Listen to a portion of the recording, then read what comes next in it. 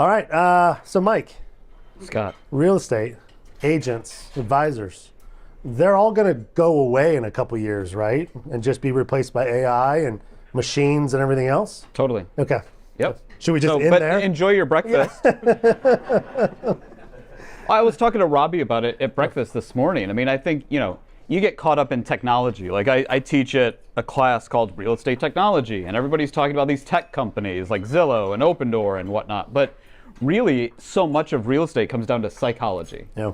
And having a psychologist on staff would make, I mean, to me, if you're going to employ 100 technologists, you should have at least one psychologist. Because this is a transaction that, occurs only a few times in the average person's lifetime with all of their money, and it's where their kids sleep. Yep. So it's all the psychological stuff that's coming into play. Yeah. Well, and we want to talk about the last mile as well, because that's a part of the dialogue you've had in the last year. But I think on that note that you just mentioned, one of the things that's really fascinating is this number that I can't seem to get out of my head, which is 89% of people in the US at least are using an agent, which is at an all-time high. And if you had asked me just, how many people are using an agent today, I'd say it's less than ever, but obviously it's completely opposite. What's your hypothesis on that? It's funny. I'm emailing back and forth right now with the CEO of one of the largest brokerages in the U.S. on exactly that. Like, what do you think? Why is this happening? And I think you kind of net out that, because the inverse of that, if somebody's not using an agent, they're doing it on their own, DIY, for sale by owner, or using some sort of other disruptive model. So because it's so high, it's showing us that right now the vast majority of consumers value the services that an agent provides. Mm-hmm. And as much noise as there might be about commission rates in the news, 3, 4, 5, 6%, whatever it is, people don't mind, right? And that's something I've learned. I've done a lot of research in the space over the past number of years. I've traveled all over the world and looked at different disruptive companies. And it turns out one of my learnings was consumers, when it comes to real estate, consumers are not as price conscious as you think, right? They're willing to pay top dollar to have an expert guide them through that process. And it's not just what I think, that's what the data shows. Yeah. So however, many billions of dollars have been poured in against that, right? Use this new model. You don't have to work with an agent. They're going to rip you off. They're charged too much. Mm-hmm. Do it yourself. It's easy. Billions of dollars. It's not having an effect, and in fact, more people are using agents than before that. So I think that sends a pretty strong, clear message about the value that an agent, an expert, a human being in a market who's been there, who knows all this stuff, can actually provide. Yeah, and on that note too, you talked about how the real estate portals and the marketplaces, a lot of the tech companies are trying to get deeper and deeper into the transaction. They want to control the lead all the way down to, instant showings to, the purchase itself, documents, contract, the whole thing, and start to remove more of the human. Those models don't work at the rate everybody hopes they do when they raise $1 billion worth of capital. Well, I mean, sorry to jump in, but I'll tell you two things. One is, a lot of this stuff looks good on paper. Yeah. So the idea of Opendoor, these iBuyers, and you were at Zillow and you guys were doing Zillow offers. What happens when you sell a home instantly to a company is that company needs to fix it up and then sell it again. And that home is empty, and the company doing that owns thousands of homes at the same time. So that sounds good on paper until you do a tour of one of those homes. So it's self-guided. You have an app and you text it and it texts you back, and then the door unlocks and you go in. Mm-hmm. The home is empty because the company owns it. It's probably chilly because nobody's actively living there. There's no one around. There's no humans, which you could say oh, that's great. You can just tour on your own schedule. I don't know. I mean, I don't buy that. This is a home, right? Yeah. Kids, you have questions. I don't want to text someone. So it's empty. And the feedback I got from an agent, a local agent who was showing these homes to folks, was they're soulless. Yeah. Right? I'm deciding if I want to move here with my family, and I'm in this soulless museum style environment. It sounds good on paper, but the reality when you're there is no, this isn't. You can see where it's failing, right? Where it's not working. Which also brings us to the conversation we've had, and Greg has mentioned several times, which is real estate is hyperlocal. right? And the agent creates that emotion, that relationship, that connection to the home. This soulless experience that you talk about that is trying to disrupt the industry is struggling to work because all of these leaders here in the room are the ones who create that experience in that local market, right? I want to know where the schools are, where we're going to go eat at, where are my friends living at, what's the neighborhood all about, and that's just hard to replace. And we want to talk about AI in a second too, but can that ever be replaced? I mean, it's a great theoretical question. Can it ever be replaced? Like, sure, anything's possible. But I'd like to think, in the world we live in, with all the possible industries and businesses, that's got to be one of the last to get replaced. We're still working on, I don't know, autonomous vehicles and all this other areas of our, where is technology right now? You can do online videos and YouTube and Hulu and Netflix. There's all of that. Online grocery delivery. I mean, these are transactions that cost like $10 to $100 a month. Yeah. Right. So the psychological concept of loss aversion talks about how people really want to make decisions to avoid a potential loss as opposed to a corresponding gain. So we are, as human beings, and this has been studied, I'm not making it up, as human beings, we are programmed to make decisions to avoid a loss of some kind. So if it's $10 or $100 a month, the cost of making a mistake is pretty low. Yeah. Oh, I tried Netflix out, didn't really like it, I'm done. I was out $15, not a big deal. Or I went to the new coffee shop, tried a coffee, did not like it, go somewhere else. I'm out $5-6. What's the cost of making a mistake with a house? Yeah. I mean, it's massive. Yeah. It could monetarily, it could be tens, hundreds of thousands of dollars, but you're talking about, school districts. It's the only kind of activity that's on Maslow's hierarchy of needs, shelter. Yeah. So it's got, if there's a spectrum of where technology is going to change, it's got to be like right at the end, if at all. Yeah. Which again, I think brings us back to this point of the agent is more important today than ever. Right? We have all this noise that's happening in the transaction and the process, and today the agent has more value, arguably, than ever, even in the face of all these other tools that are happening. And before we see if there's any questions, we were at the Your Innovation Hub here a couple weeks ago, and the topic of AI came up. Right? It's like the hot topic. Like even if somebody doesn't know about AI, they talk about AI. Right? Like we're all learning about AI, and AI is just everywhere. So where do you think that starts to fit in and support the agent or support the consumer? And just what's your vague take on it at this early innings of AI? I like what you're saying. I feel like it is a prerequisite to talk about AI. You must know nothing about it because that's what it feels like in this space. I mean, AI is kind of the buzzword of the moment. Remember when it was blockchain a year or two ago? I'm glad we've kind of moved on from that. Web3, all this stuff, but now it's this. And you can't be that guy or gal. You can't be the company who's like, oh no, we don't believe in AI. We don't think it's going to change anything. Like that just doesn't work. You're gonna seem old school and like you don't want to adapt changes. I think the biggest value is going to come, and this is not just in real estate, but this can be anything, where you can throw AI at something and achieve an exponentially greater result than without it. So what is it really good at? Building a chatbot, building a relationship with somebody? Not really. I don't know the last time you all talked to she who will remain unknown on my phone, or some online chatbot, or you called your bank and you're going through a phone. Like, how can I help you? I mean, I'm constantly screaming at those things. Agent. Which is actually a really great corollary for what we're talking about, right? People just want a human being. They want an agent there. So that's not a great application of AI, but if you're thinking about throwing technology, AI at massive amounts of data, 40 years worth of real estate data that can slice and dice it in a minute, in 10 seconds, that would take you and I weeks to get through. Like that seems like a really great application. Or an AI, imagine like an AI co-pilot kind of recording a sales meeting or a meeting you have with a prospective client. With their consent and recording it, and then afterwards just kind of saying, hey, here's the notes. Here's the high points of this. Like, that sounds great. I could pay attention to you and I didn't have to like, what are you saying? Write it down. So I think there's applications like that, but it's all about, and to Greg's point, like this is something I'm keeping an eye on, right? We don't have to figure this out on our own.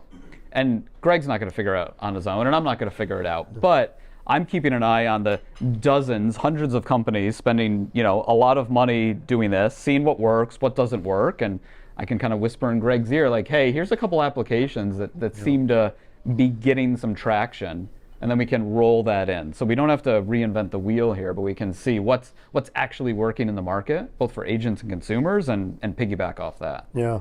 And so what's your advice? I guess maybe I'll fast forward a little bit, because when we were at the hub and we were talking about all these tools and adoption rates of them, the thought process in that room was it can help agents to do, 3, 5, 6 more transactions a year, which ultimately everybody wants to do. They want to make more money.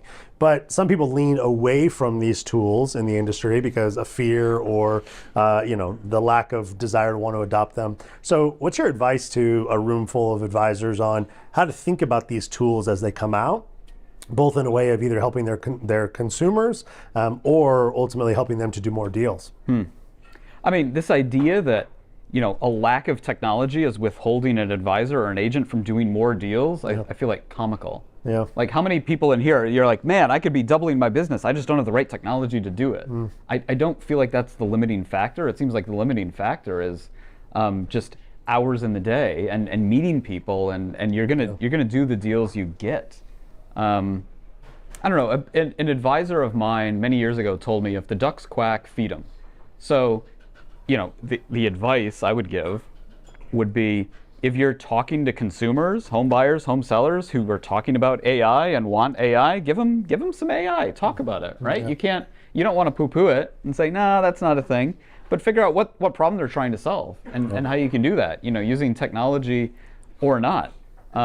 Stay abreast of the situation and what's out there, because you don't want to be seen as an old fuddy-duddy who doesn't know what's going on. You want to be cutting edge, but it's probably almost like absorb and pivot. Like, oh, okay, AI, what are you trying to do? How are you trying to do that? Da, da, da, da, da. Okay, and now here's how I can solve your problems or meet your needs.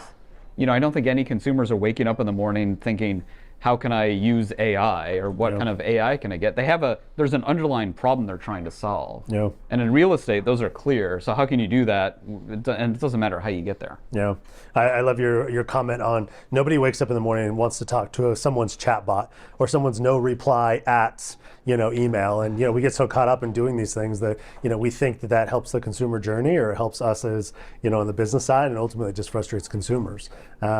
So before I turn to questions here, what I do want to ask you is, you published a lot of data on, agent migration. So a lot of this data is US data, but I think there's a correlation, whether you're in Canada or Australia or the UK, with why you would leave a brokerage or join a brokerage. And you've spent obviously quite a bit of time with us here in the last couple days.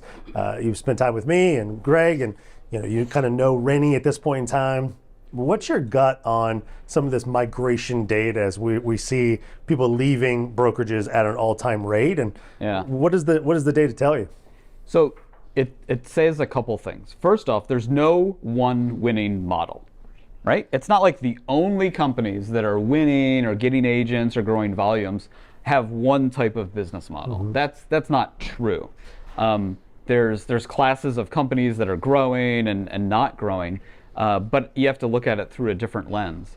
I think the biggest takeaway for me out of that is this idea of just staying in your lane. Think about it when you're driving, right? You have lane assist, and if you start to weave, it shakes and you have to go back. It's that idea. Like, figure out what you're good at. One of my favorite phrases is compete where you can win. Yeah. Figure out what you're really good at and what game you can win at, and just keep playing that game. Don't try to be something or someone you're not. Yeah. And stay in your lane. So from a brokerage business standpoint, it's exactly that. Figure out what you're really good at and stay in your lane. In the two examples of both very successful models in the US, you have EXP. They're cloud-based, they have no offices. They're really good at that. Yeah. That's what they're doing. They're not also opening up offices. They're not also going into luxury, right? They're more median home price. They are just focused on that, sticking with it and doing it. Other side, you have Compass, right? Compass is very good at luxury, and they're all about human connections. So they've mandated everybody, all their staff needs to be in the office 5 days a week. They're not thinking, oh, how do we go cloud-based? How do we go hybrid? They're all in on where they think they can win, which is in-person connections in the luxury space, and that's it. They're staying there.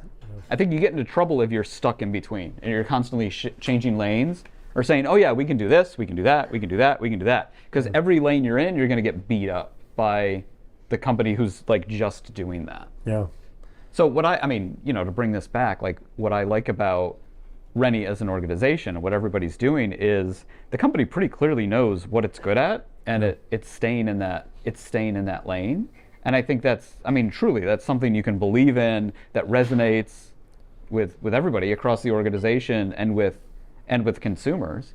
And it's not the kind of organization that's always chasing the latest, greatest, shiny thing. It's focusing on these core values. Yeah. And those values, you know, it's not just a list of words somewhere. Like, that's something that is designed to help people out, and it's working, and it resonates. Yeah. So stick with that. And I think that advice rings true as well for advisors themselves on staying in a lane, right? Stay in a market, own a neighborhood, own a community, you know, own a niche, own a price point, own, you know, I had an agent in Seattle who owned an alley and like literally sold every home in that alley for, you know, a 5-year period of time. Yeah. And so I think that advice is really good for all of us, because once we start dabbling in a number of different things, it's easy to get distracted and not become experts in a particular area. So I think that that's great advice. Questions? Let's open up to the room. Anything in anybody's mind? Did I see your hand go up earlier? I wasn't calling you out unintentionally. I thought I saw you do that.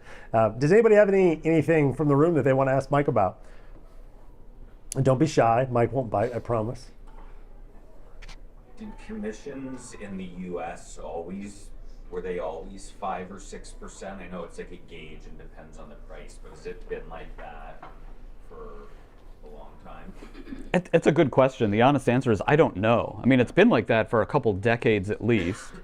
And I mean, it's almost like doing an archaeological dig, trying to go back in time into the 80s. Like, what the heck happened in the 80s? Some stuff happened, but I don't know about it. And that's kind of the rise of the buyer's agent and changing things around there. But no, as far as I can tell, it's been like that for quite a while. And that's, you know, I lived overseas, and buyers agents are really only in the U.S., Canadian market, Poland, but almost everywhere else, there's just one agent, the sales agent, the listing agent. Oh, wow. Yeah, and I mean, I've bought property overseas, not a lot, but just a house to live in, and So everyone just works? it worked fine. Agent then? Yeah, you know, if you think about it, in a highly regulated, so I was in New Zealand, in a highly regulated environment, you know, the agents need to do what they do their job, and if they don't, they're going to get hit with fines or put out of business, right? So yeah, I just worked with the listing agent. It wasn't rocket science, right? It's like, here's the agreements, here's your numbers, you can negotiate, here's a builder's report. I could go out and hire a lawyer if I wanted to look over a document, but you know, the state, the country regulates the documentation. Like, you can't mess around with that. So it worked fine. It works fine in all of these markets. Do you think,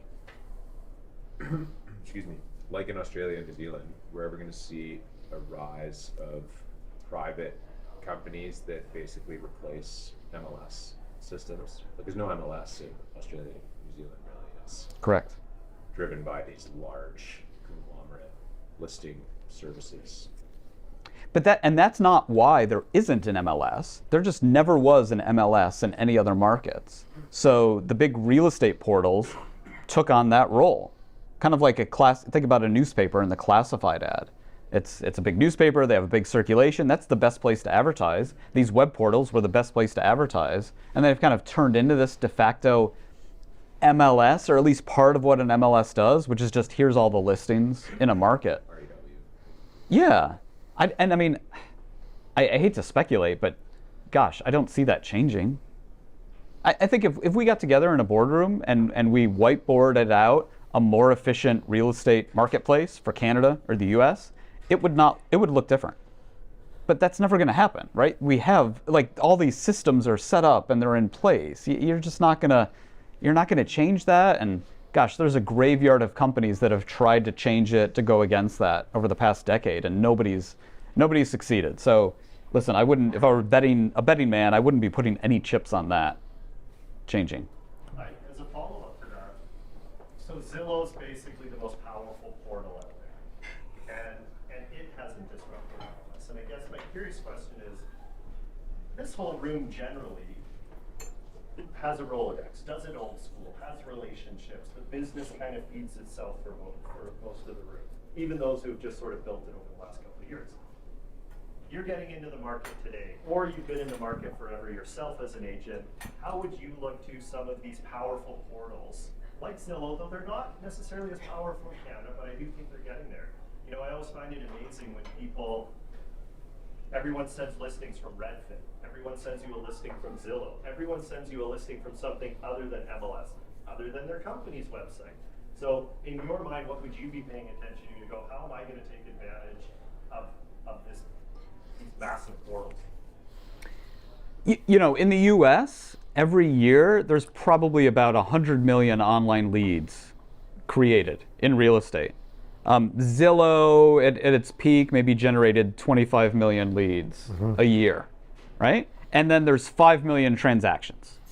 So I think the value of an online lead is pretty small. Like, it's really small. Imagine, you know, it's the same people are in everybody's database, right? If you have a Rolodex, if you have a CRM, if you're a portal, if you're a brokerage, you probably got the same people in there. So it's not about getting the person. It's not about, oh, I need to talk to Greg, he's interested in property. It's like, Greg's in everybody's database already. That's not how that decision is being made.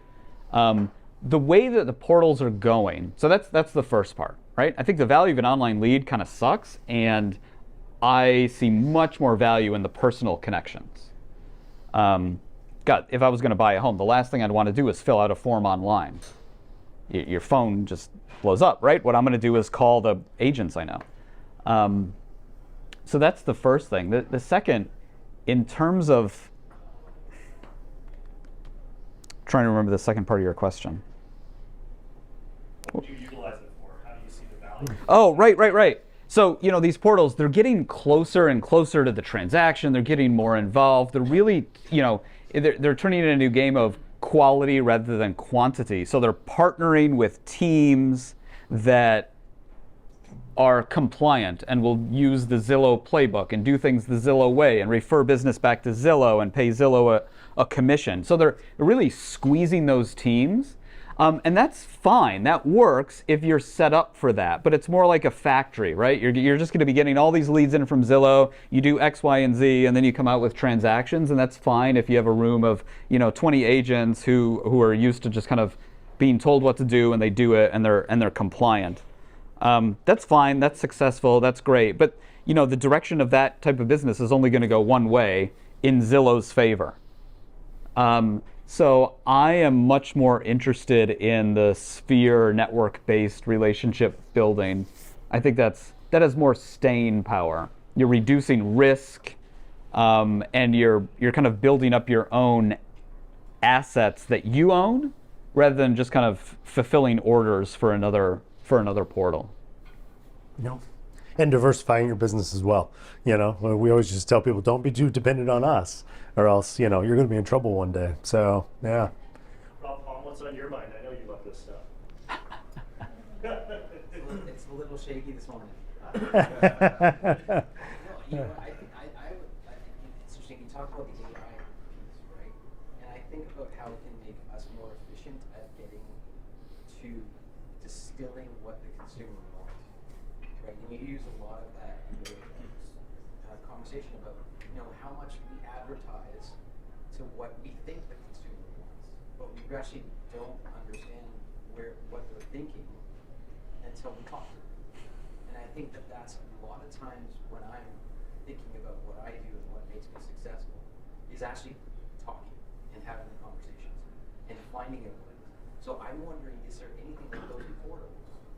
Do they teach us more about what the consumer is looking for and how we can get to them sooner in that transaction as a brokerage that's on top of things, right? So I look at those portals and I say, yeah, okay, we've learned a whole bunch of stuff, but what is the stuff that was between the lines, right?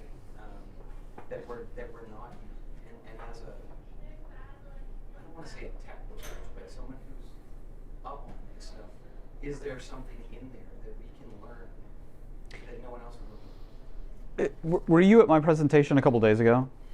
No. So in there, I was talking about this concept of the last mile problem, and that's, sorry, but it's like from the world of logistics, right? Getting items from a factory to a warehouse to a regional warehouse, that's super easy, but then getting it from the warehouse delivered to your door is really hard.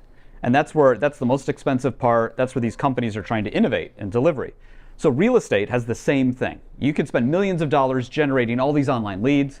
You can throw predictive analytics to score them and say like, hey, these people, Scott is 87% most likely to buy in the next 6 months. You can get really specific, but you still need to give that to an agent, and an agent needs to call somebody. You just cannot replace agents with a drip marketing campaign or nobody likes getting an email. It's creepy. Like, hey, Mike, my data shows you're 87% likely to move in the next 12 months. Like, let's chat. It's creepy. So, yeah, I don't know. I mean, that's kind of what comes up for me as I listen to you. It's like, yeah, you know what? You can get data, you can learn a lot. That can help you do a job. Like, I've seen that in certain applications in this space. Not so much on the consumer thing, but if you can get some data and information, or you can. Exact same thing with something a little bit bigger that gets more needs. I think I hear what you're saying. I think about it. It's not who touches, in my opinion. It's not who touches a consumer first, it's who touches them last, right? So like Scott fills out a couple forms online. Okay, great, he's on Zillow, he's on Redfin, he's getting calls, he's doing this. We grab coffee and you're like, oh yeah, I'm thinking about moving. I'm like, oh, that's sweet, man. Where, what neighborhood, da-da-da-da-da, I'm his agent, right? Because I'm like touching him last and I'm providing some sort of value. Mm-hmm. I'm not just spam texting him, have you been pre-approved? Yeah, that's my 2 cents. Okay, guys, we've got time for one more before we wrap up for our next guest speaker. Anything else? Burn on anybody? Well, going once, going twice. Tony, I knew I was waiting on you. No, it's more a matter of, I'm trying to make this a leading question, because I've spoken with Mike many times. So when you speak about Compass, like there's effectively 2 models, right? You've got low cost, do nothing for you EXP, right? And there's nothing for free, if anybody's wondering. Like, it's for free because you have to do everything. So you have to pay somebody else. So you're going to hire all the people. On the other end, there's Compass, which is us like more of a split house like we are. They're a high-tech company. That would be when we go into the States, how you're going to be competing directly with Compass. So I think our key differentiator is, yes, we have tech, but I think our key differentiator is our market intelligence. So, Mike, how do you see us being able to utilize that more to get a competitive advantage against our competitors? Because we're not really competing with the XP, we're competing with the Compasses of the world. So what do you see as far as market intelligence and the potential there for our advisors here? I love the market intelligence, and that is a competitive advantage. It is, like, what's better if you're an agent than getting a market intel booklet that you can give to your customers to look super smart? And it's an actual book. It's not a PDF. It's not an email. It's like an actual something you can hold in your hands. Like, that's amazing. Like, oh yeah, our senior economist put this together. Like, wow, that's great. So I don't know that you need to like compete with Compass, but you just put it out there, and you're going to attract agents that see value in that. Like, yes, I want to be the smartest advisor in my market, and this is a unique way to be able to do that. So I can't, like, I've been thinking about that overnight, actually, where what else can you do? If we wanted to say, this is the game we can win in, and we wanted to throw a bunch of resources in it, what could we do? And I can't come up with anything. It's like, it's great, it works, you know? Just do that as good as you possibly can. Give the agents and the advisors and the consumers, you know, what they're asking for. But it doesn't need to be an all singing, all dancing website where you can like browse the data. That's not what people want. They just want it distilled down into this kind of bite-sized, digestible market intelligence. And the fact that it's something you can look at and touch and feel and hold, that's different. That stands out. Yeah. And you said something earlier, or maybe it was Scott. This is where people's kids sleep. Like, if that doesn't feel powerful to you, it should. So, like Mike was saying, yes, our job is to connect people. We have to be that trusted advisor. And we also have a better advantage. We are backed by market intelligence. This is the biggest thing they're ever going to do. They don't do this often. So if you're backed by that, you create the trust, you have those relationships, you win, in my opinion. So everyone here is just a doubling down on like, use our competitive advantage. We have these books that you should be giving this out to your when you're going to listen presentation. No one else can do this. So at least not right now. Yeah, and I think, to wrap it up, it goes back to do what you're good at. Stay in your lane. Stay in your lane, and we have a great lane to be in, and that's why we're all here. So, and I mean, here's my closing thought: is this sounds very self-congratulatory, right? Like, yeah, everybody's doing great, just keep doing it. I want you to know, for whatever reason, like I've spent the past 7 or 8 years I'm on my own. I'm a former entrepreneur. I teach at university, but really I'm passionate about this space. And I came out of New Zealand back to the States thinking, what are some new models that are going to change the way people buy and sell houses? I don't know why, but I was just really fascinated with that. And I traveled all over the world. I talked to every company I could possibly find, from places like Germany to Indonesia, right? So across the spectrum. Because I bought and sold houses. I had no idea why it was so old school and boring, and why my agent was driving papers across town. I mean, it was a mess, right? But I've learned a lot through that process, and I've kind of covered that, a couple days ago in my talk and here today. I'm not just here to be rah-rah, everything's great. I'm a data guy, I'm an evidence guy. Like, this isn't opinions, it's based on facts and evidence and what I'm actually seeing in the market, what's moving, what's not moving. So the results of what you're hearing from me is based on all of these facts, all of this data, all of this evidence. Don't put your head in the sand and say, oh, it's always been like this, things are never going to change. That's dangerous. Yeah. But for right now, there's things that are likely to occur and unlikely to occur. And I'd say it's likely that what's been important will continue to be important. And it's likely that people will want an expert local advisor with market intelligence to help them through the biggest friggin' transaction of their life. So, let's stay informed and keep a lookout. We don't want to be surprised by anything. And that's kind of my job. But yeah, stay in your lane. Focus on what you're good at and just keep knocking it out of the park. Yeah. I love it. Cool. If you're not following Mike on LinkedIn, follow him, go to his website, get on his mailing list as well, and definitely start paying attention to all the great information he's putting out there. So, Mike, thanks for joining us today. Cool. Thank you. Thanks. All right. Good.